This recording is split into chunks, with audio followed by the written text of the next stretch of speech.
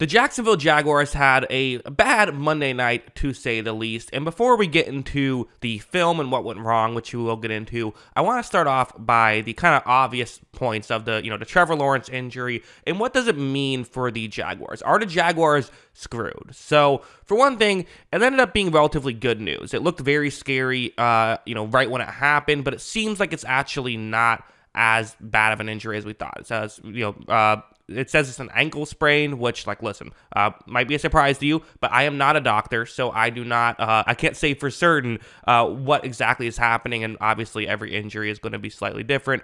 Usually, you can walk on it kind of right away. I wouldn't be surprised if he's walking right now on it, and potentially he could even be playing next week is a legitimate possibility. Also possible he could be out a couple weeks, and then there's maybe he can play but won't be at 100% for a couple of weeks. Seems like kind of the maximum it would be a real issue would be for another month. So I think for playoffs, they're fine. But what does that mean going forward? Well, let's talk about their schedule and what it could mean if he's, hurt for a couple of weeks. So these are the 5 games they have to play. They're going at Cleveland, they're going, at home to Baltimore, then they play Tampa Bay, Carolina, and Tennessee. So 3 games at the end of the schedule. I kind of think even without Lawrence, they're probably going to be favored in those 3. So, maybe you say you can go 2-1 even without Lawrence. 10 wins probably gets you in. Actually, I don't know if that's even a guarantee in the AFC. It's so loaded, but I think they probably would win all 3 of those, especially if Lawrence is even just at 70%. And I think most likely, I would guess, he's going to be fully back for those games. So I think that, are missing the playoffs on the table now, but I wouldn't say is really something I would be taking too seriously. However, if Lawrence is banged up and they have to go CJ Beathard against Cleveland and then CJ Beathard against Baltimore, or even if Lawrence is just 50% in both of those games, them losing both of those games, to me, is on the table. That is possible. And so if they go 0-2 in their next 2, but then Lawrence comes back and they still win their next 3, that would put them at 11 wins. But here's the good news is that they've done very well in divisional games. They're 4-1, and so because of that, Houston's already lost 2 divisional games at this point. Jacksonville beat the Colts twice. So for them to lose a tiebreaker, they would have to lose that Tennessee game to have a chance to lose the tiebreaker. To me, the more likely outcome, if they were to miss out on winning the division in this scenario, would be a scenario where, maybe Houston wins out or goes 4-1, and then Jacksonville, goes 3-2 down the stretch.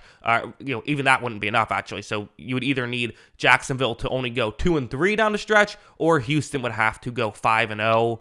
And, for Houston, that is, again, in the realm of possibilities. They play the Jets, the Titans twice, the Browns, and then the Colts. It's possible that they could go 5-0. But okay, we're done with all of that. Let's talk about the game itself. I think that, the other aspect of all of this is, okay, yeah, fine. They're, okay, we're good. We're still going to make the playoffs. If you're a Jaguars fan, even if Lawrence was out for the year, playoffs still felt like they were in the cards. I think the question is, can this team still go on a deep playoff run? You lost to the Joe Burrow-less Bengals. Isn't that an issue? What happened there?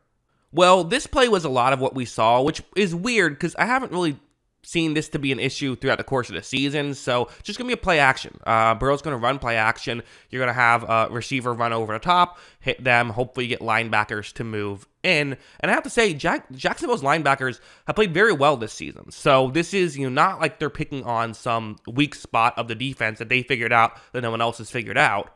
So Jake Browning's going to take the snap right here. He runs a play action. You see T. Higgins is open, but you also see just how far moved in Alucon and Lloyd are on this play. Really got fooled badly by the play action. I don't know if, part of me is wondering, maybe defensively they assumed that this was going to be a heavy running game and had more of a aggressive effort to stop the run, and then Zach Taylor countered by not running the ball that much. This was, quite frankly, a great called game by Zach Taylor and the Bengals offense. So for me, I've been critical of Taylor in the past, but incredible here.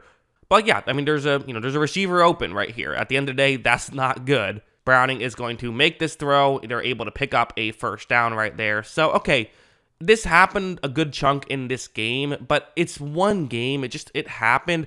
I'm not going to be overly concerned about something like that. I'm just not. Heading over here, this was another big point of the game where it was, a big thing that happened, which it's Tyson Campbell, another player who's played really good this season, going up one-on-one against Jamar Chase, which I think that, it's one of those things where it's like, why are we still putting players one-on-one against Jamar Chase? Well, the reason is because Tyson Campbell is really good. I get it. But again, we saw Jamar Chase burn Jalen Ramsey a couple of times in the Super Bowl, right? Like, I don't care how good of a corner you are.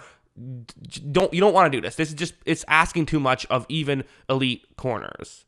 As you see, you're going to see Browning takes the snap, throws down the field, and quite frankly, this is great coverage. I mean, it really is. Like, Chase isn't open, but Chase is the kind of guy who doesn't need a ton of separation. As long as you can throw a catchable ball and he can make a play, then you're good if you're Cincinnati. And as you see, that's exactly what happens. So, like, on one hand, you could say, well, okay, I guess that's an issue. Don't leave Tyson Campbell on Jamar Chase one-on-one anymore. At the same time, it's like, well, they're not going to have to. I mean, I guess Cincinnati technically has a chance to make the playoffs, but I'm not banking on it, even though they looked good in this game. I still don't know if that's going to happen. Even if they had Joe Burrow, like, their odds would be a little slim given what they have in front of them. So it's not something you're going to have to really worry about anymore, and there's not really a lot of other receivers like Jamar Chase. Like, I guess Tyreek Hill was another one, which that could be a playoff matchup coming up, who knows, but like, as a whole, not something I'm overly concerned about. It's just not.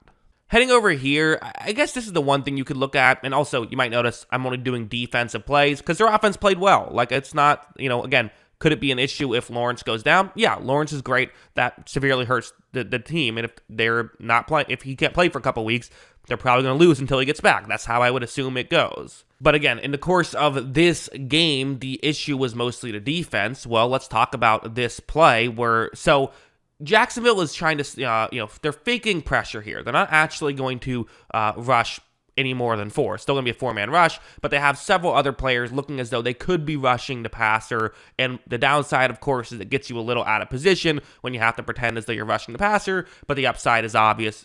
Offensive linemen don't know exactly who they're supposed to block right away. Right off the bat, though, it's not really going too well. I mean, Trayvon Walker probably did the best here in this situation, but he still was getting blocked out of the way. Tackle was able to come back and make the play. So, in this spot, it's just one of those things where when Josh Allen is off the field, which he is off the field here, they're just not getting pressure. They're just not. It hasn't happened. It hasn't worked so far for Jacksonville being able to get pressure outside of Allen. I think letting Arden Key walk is hurting because he was really good for them last year. And it's just one of those things where it's like, I mean, Josh Allen's played a ton of snaps right now, but I mean, Trayvon Walker and Kayvon Chaisson they haven't been winning enough. It is what it is. And the interior have guys I like, but it really is, for the most part, just Josh Allen. Like, Josh Allen is doing so much for this defensive line, and you can't fully rely on him. There's no pressure here for Browning, so even though the coverage did good and is forcing him to have to try and figure something else out, he has time to do it. As you see, Browning runs outside the pocket because containment had been given up when Walker moved towards the inside, and because of that, Browning is able to flip it to Mixon. They pick up a first down on 3rd and 1. I'm sure they would have gone for it on 4th and 1 anyway, but you never even got that opportunity to get off the field. So that is something I am a little concerned about, but that's also been an issue all season, I think. So it's not something that's like, still think Jacksonville's really good. I think that this was an off game for them, and on top of it, their quarterback got a little banged up. My prediction, I think they still win the division. I think that they're probably going to be the 4 or maybe the 3 seed. We'll see, because Miami has a bit of a tough schedule. Regardless of which, wild card team they play, I think they'll probably be favored in that game, but then probably be underdogs the rest of the way. So that's kind of how I view them as of right now. But yeah, those are kind of my thoughts. What are yours? Let me know in the comments below. Always love hearing from you. And of course, as always, thanks for watching.